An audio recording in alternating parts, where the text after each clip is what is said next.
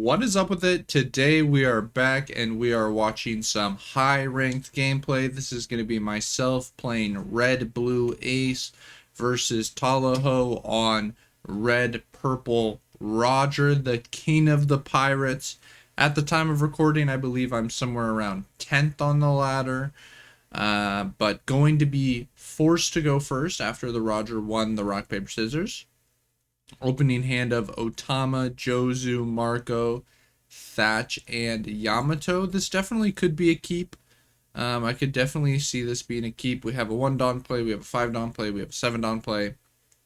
It seems reasonable enough to me. It's not like perfect by any means, but it's like pretty reasonable. We can go ahead and pitch a Marco. Now we have a 9 Dawn play. Granted, 9 gate is not ideal. There's other things you'd rather do than 9 gate in this matchup because Roger's pretty tall anyways. 9 gate being better against like more low to the ground strategies. I'm gonna go ahead and swing 8, feel great. Opponent's gonna take, of course. Gonna go ahead and ramp.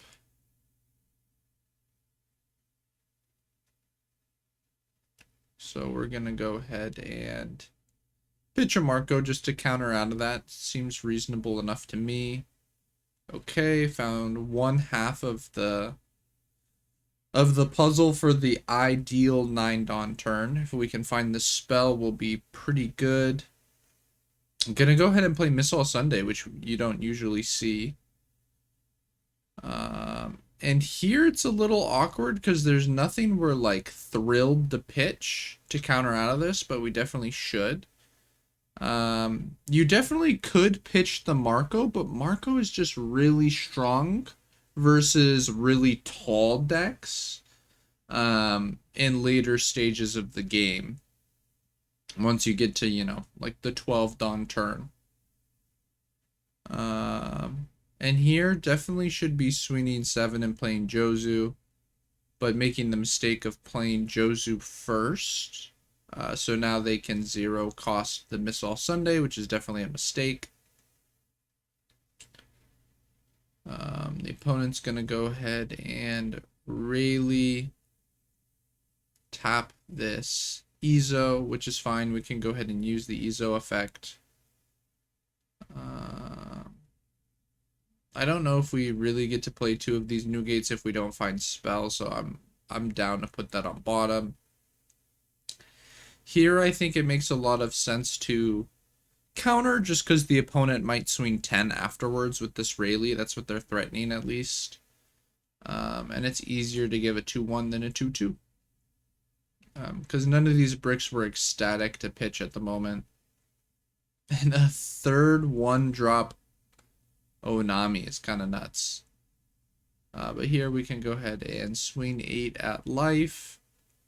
I imagine the opponent takes a fair bit of the time.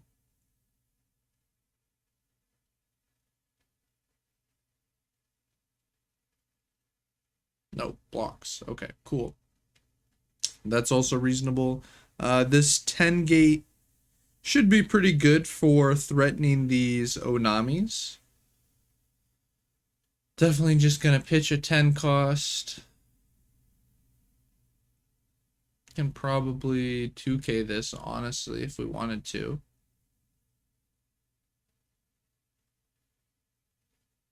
With 8 Dawn, they could be playing a Kata. They could be playing another Rayleigh.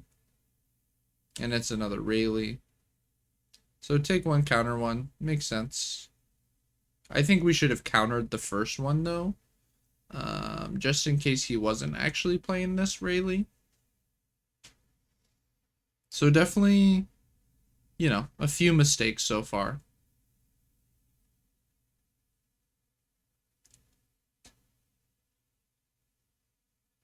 And now we can go ahead and play the 10 gate, finding the spell a little late here.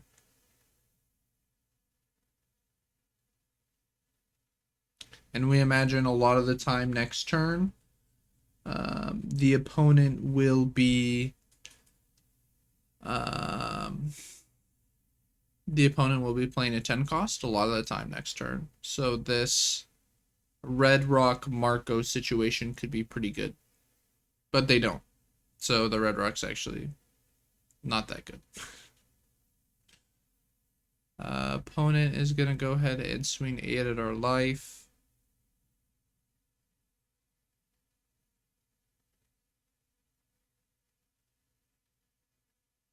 Funny enough, if they don't tap the Ezo earlier in the game, Jozu could actually be pretty strong here.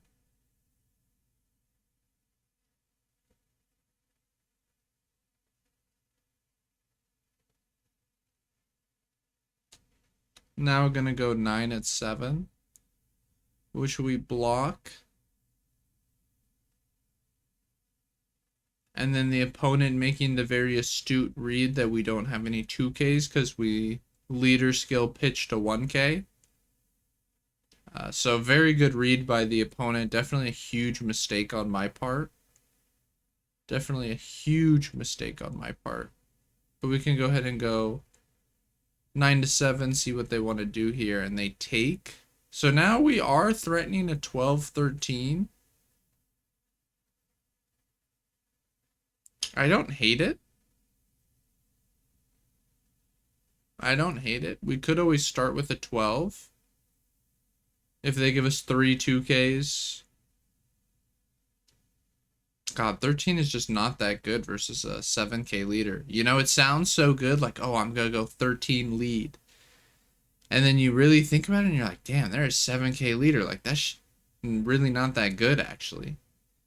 So we're going to go 7 instead, threatening the 12. They're going to go ahead and counter. So now I think we can just go at one of these Rayleighs.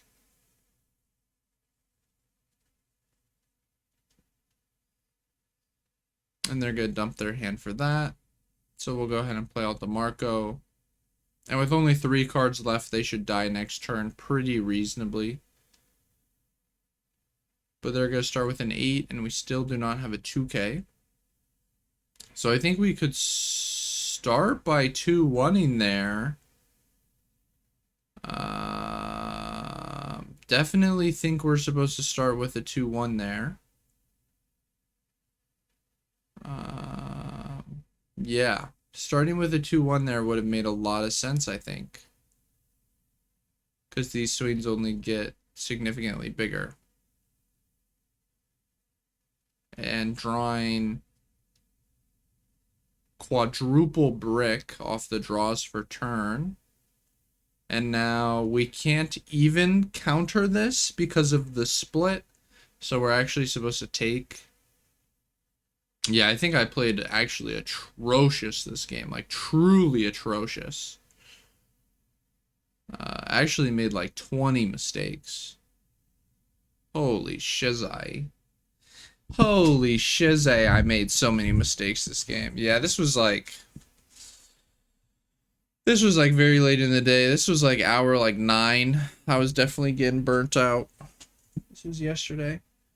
But truly atrocious. Definitely needed to guard that 8. Definitely needed to not block with this and just let the fucking Jozu die.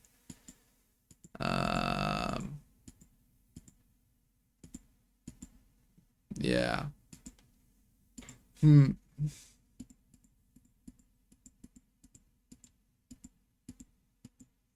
Holding on to the Red Rock all game and then there never being a real target was also bad.